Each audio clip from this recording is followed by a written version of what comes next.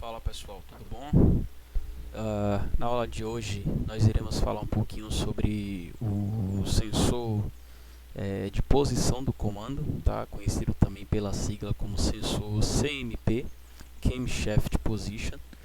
E é um sensor que ele se complementa, né, com o sensor de rotação, tá?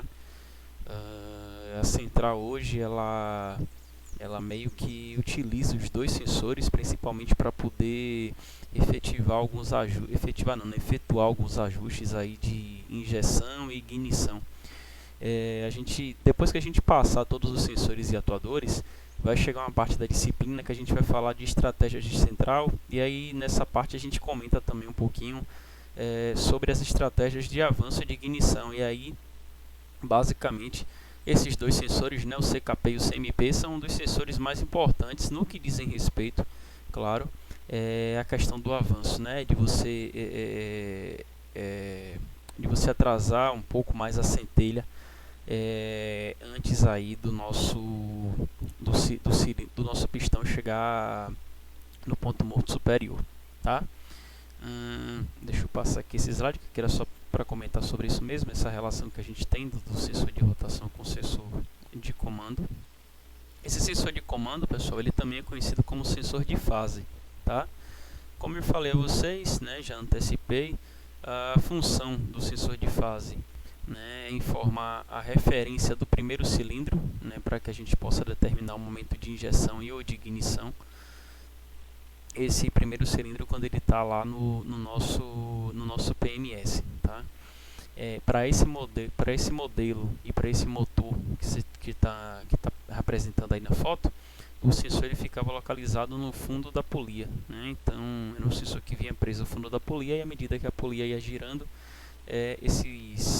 a parte metálica e a parte vazia gerava então informações aí através do sensor que seriam direcionadas então para a nossa central. O sinal então enviado à central eletrônica é gerado por um sensor de efeito Hall, né, montado junto à polia do comando de árvores do lado da admissão. Não necessariamente, né, o sensor ele precisa ser montado do lado da admissão, né? Tem um caso bem curioso na aula de amanhã, né? Eu gravei o vídeo hoje, então na aula de amanhã vocês vão ver que no motor Sigma 1.6 16 válvulas, esse sensor ele é montado do lado de escapamento, tá? Bom, então como eu estava dizendo, nem todos os casos são montados no lado de admissão, isso pode variar. O mais comum é sim no lado de admissão, tá? Mas hoje em dia a gente consegue já perceber até motores que tem, como o motor é DOHC, a gente tem dois sensores, um em cada lado, né? Um em cada comando.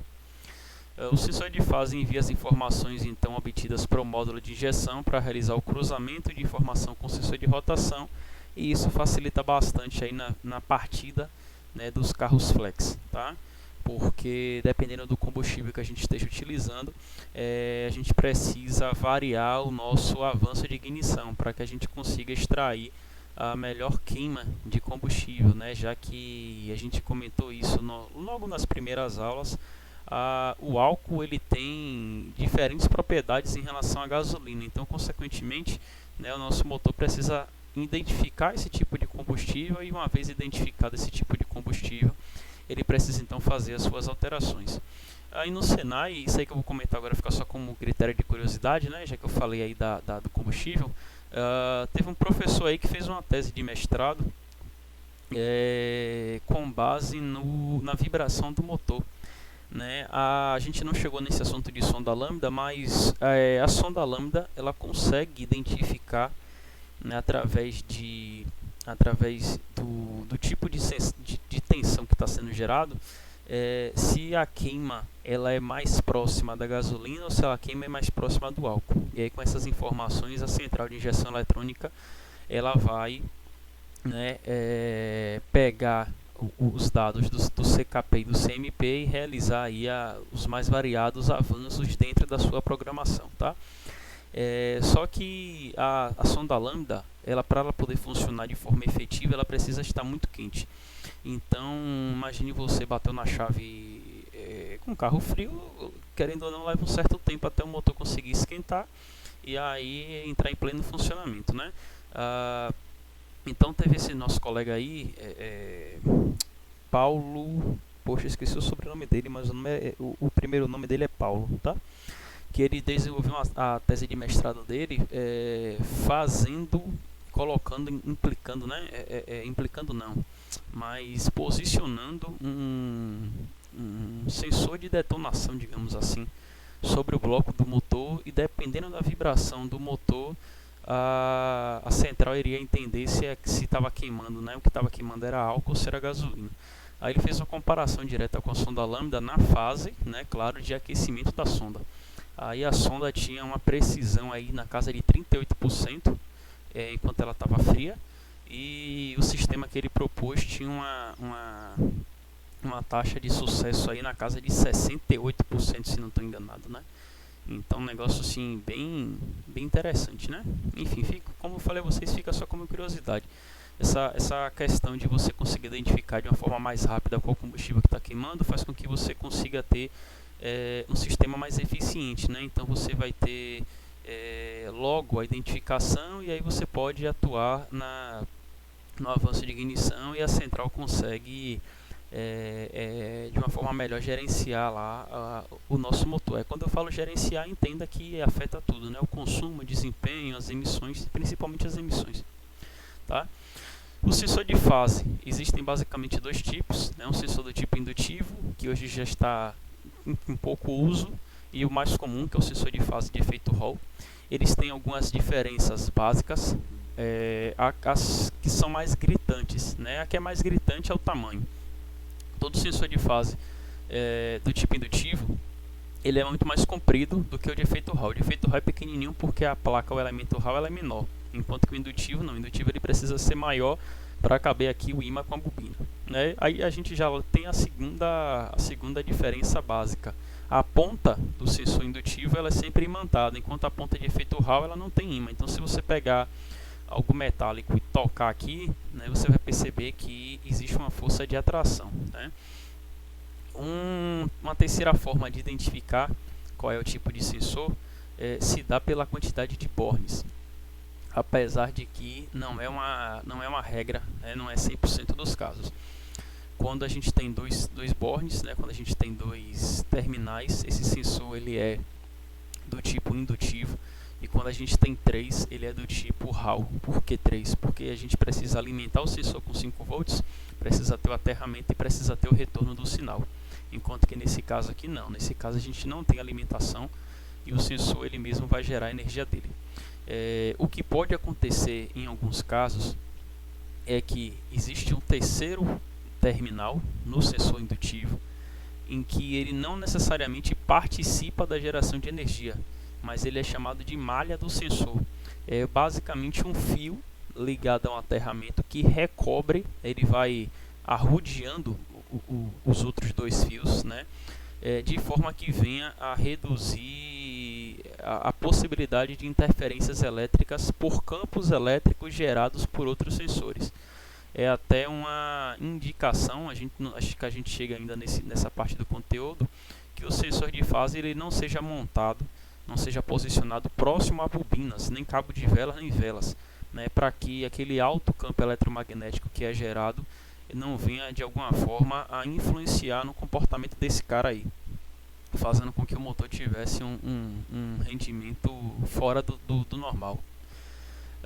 Aqui, ó, terminei comentando e já apareceu. O sensor, para quem, né, para quem faz, meu Deus, esqueci o nome. Não é preparação de motor, não, tá, Luiz? Que você já devia estar querendo chutar aí. Calibração. Para quem faz calibração de motor e aí está naquela fase de desenvolvimento, tem o momento de você definir a posição de sensores e atuadores, né? Então deve-se evitar instalar o sensor em locais onde ele possa sofrer algum tipo de interferência. E aí as principais interferências, né, os principais locais são esses, né, de vela de ignição, em bobina e cabo de vela, porque esses 3 locais, né, são locais em que, por você ter uma tensão muito alta, aí você tem uma descarga energética na vela, são campos mais propícios a você ter a geração de efeitos eletromagnéticos, tá? Inclusive, uma das tentativas de se reduzir esses efeitos eletromagnéticos é que a própria bobina de ignição ela tenha 2 pontos de aterramento. Tá? A gente vai chegar também nessa aula aí, mas só tocando já nesse ponto, nesse assunto, né?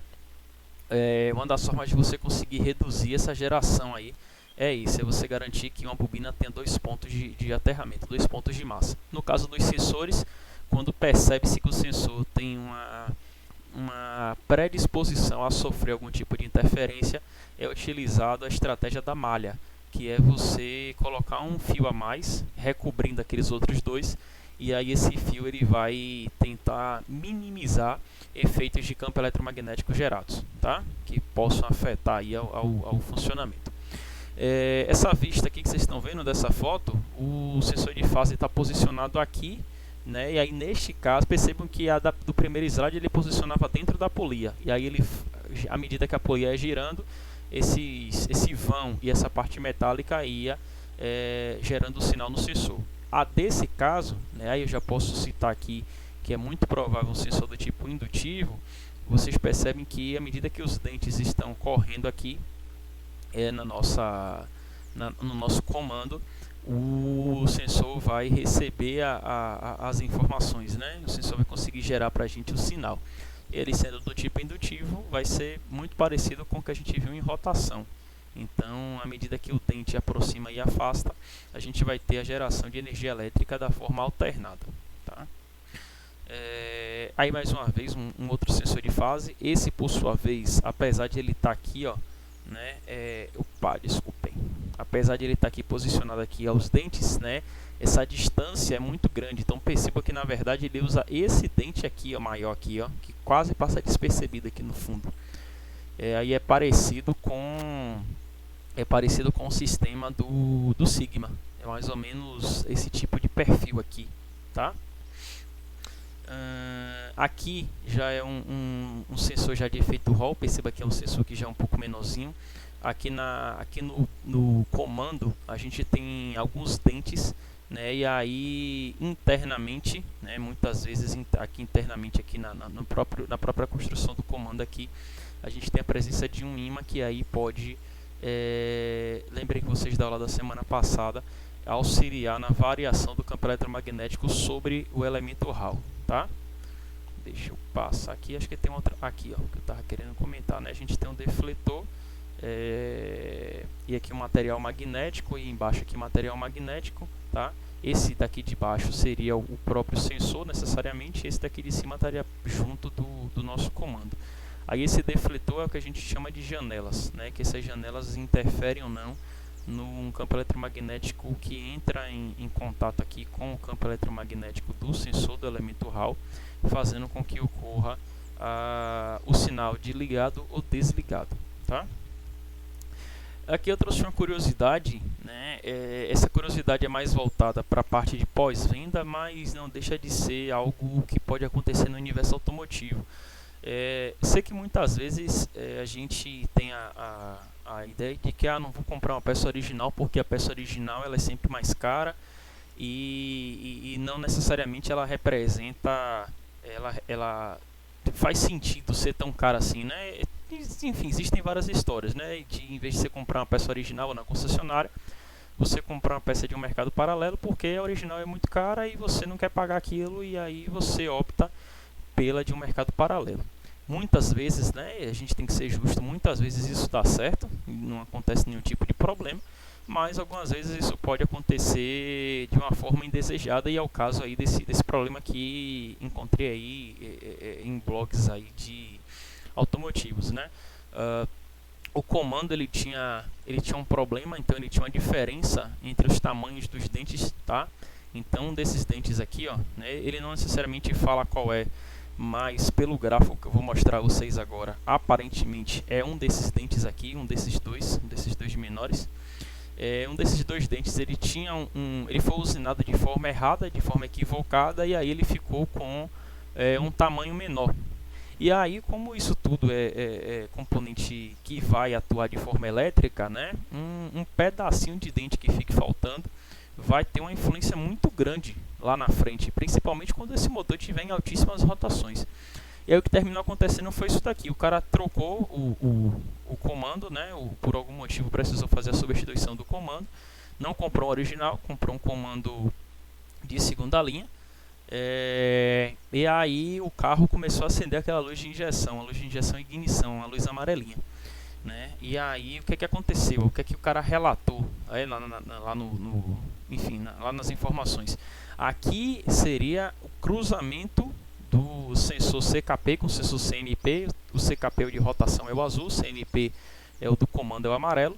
Aqui seria o sistema original, né? Então a gente percebe que é um sensor de ondas quadradas, né? Observem as janelas aqui, ligado, desligado, ligado, desligado, ligado, desligado, né? E aí quando ele faz, e aí aparentemente quando o cara, né, conferia aqui, olhava de forma visual, né, parecia que os dois estavam, né, meio que idênticos, né? Então esse aqui é original, tá mais gastozinho, mas perceba que o dente é um tipo e o outro aqui era o similar. Só que o que acontecia, né? Em um determinado momento, ó, né, por conta lá daqueles dentes, observe o que acontecia, né? Um daqueles dentes gerava um pulso menor. O que é esse pulso menor? Ele gerava um tamanho de tempo ligado menor. Então veja que aqui, ó, né, para o sistema original, observe quantos dentes lá do nosso virabrequim passavam junto com o sensor de rotação. Ó. A gente tinha aparecimento de um dente, dois dentes, três dentes, quatro dentes, cinco dentes. Então tinham 5 dentes, né, na nossa polia do virabrequim, para que uma das janelas do sensor de comando ela abrisse e fechasse. Só que aí de repente aqui embaixo o que é que acontece? Ó? Por conta de um erro de usinagem aqui, né, desse sistema, olha o que aconteceu. A gente não tinha mais os 5 dentes aparecendo, a gente tinha apenas 1, 2, 3 e só. Né? Então a gente só tinha 3 dentes aqui dentro dessa janela, aqui do comando. Né? Isso fez com que então, para esse caso em específico, o veículo ele começasse a apresentar algum tipo de falha. Então, às vezes o carro ficava soluçando, a luz de injeção, né, ficava acesa, e isso geralmente era mais visualizado em altíssimas rotações, tá? Porque em altíssimas rotações, como as injeções e o avanço de ignição é mais sensível, qualquer mudança qualquer mudança, né, que a gente tenha no motor, o motor ele trabalha de forma errada, tá? Bom, e aí o cara só conseguiu descobrir isso quando colocou então os sinais aqui um sobre o outro. Essa é uma prática, inclusive, que no universo de pós-venda é chamado de verificação de cruzamento de válvulas, tá? Bom, é isso, galera. O teste que a gente faz, eu não vou comentar aqui sobre ele agora porque a gente vai ver amanhã essa questãozinha do teste, mas é um sensor muito importante para que a gente consiga, como eu já antecipei para você, fazer o cruzamento e que o sistema de ignição ele possa, injeção e ignição, né, ele possa realizar o avanço da ignição. A gente tem esse quadro de sinais aqui, ó. A gente tem aqui, ó, o número 1 representa o PMS dos cilindros. Então aqui é o PMS do segundo cilindro, aqui a gente tem do primeiro cilindro, aqui a gente tem do terceiro e aqui a gente tem o do quarto, tá? 540 graus, 0 graus, 180, 360. Lembrem vocês que um motor de 4 tempos, o virabrequim precisa dar 2 voltas, ou seja, 720 graus para completar então todo o ciclo, né? Admissão, compressão, combustão e escape, tá? Os ângulos da árvore de manivela estão representados nos dois, como eu antecipei a vocês. O número 3 aqui é o sinal do sensor de rotação, né? Esse sinal do tipo indutivo. Aí percebam que a gente tem aqui 58 dentes, o 60 está representado entre parênteses porque é a falha, né? E aí a gente volta 1, 2, 3, e aí a gente tem aqui a presença da centelha antes de chegar no 20º dente. E aí, antes do primeiro cilindro aqui chegar no nosso PMS, né? Isso acontece de forma proposital, porque se você deixar para lançar a centelha com 0 graus, com o virabrequim ou com o cilindro totalmente no PMS, você vai ter perda na geração da chama. Você não vai ter um aproveitamento tão bom. Isso só vai acontecer de você lançar uma centelha aqui com 0 graus ou até de forma positiva, quando você quer efetuar a estratégia de warm-up para forçar um aquecimento do motor, para fazer com que uma mistura ainda em chama chegue no coletor de escapamento, tá? E aqui o 4 é o sinal do sensor de fase, beleza?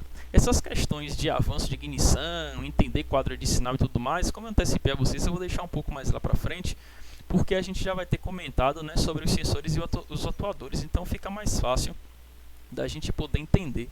Agora, como a gente só falou de CKP e CMP, ainda fica um pouco turvo, tá? Bom, a aula é essa daqui, galera. Hoje a gente ficou um pouco mais restrito no CKP, porque se eu fosse falar de sensor de fase e depois eu fosse entrar no sensor de temperatura, a aula ia se prolongar bastante, né? Na aula da semana que vem eu pretendo falar de sensor de temperatura e a gente tem 3 sensores de temperatura para poder citar. É a temperatura do líquido de arrefecimento, o sensor de temperatura do ar de admissão e o sensor de temperatura do combustível quando a gente tem veículos diesel.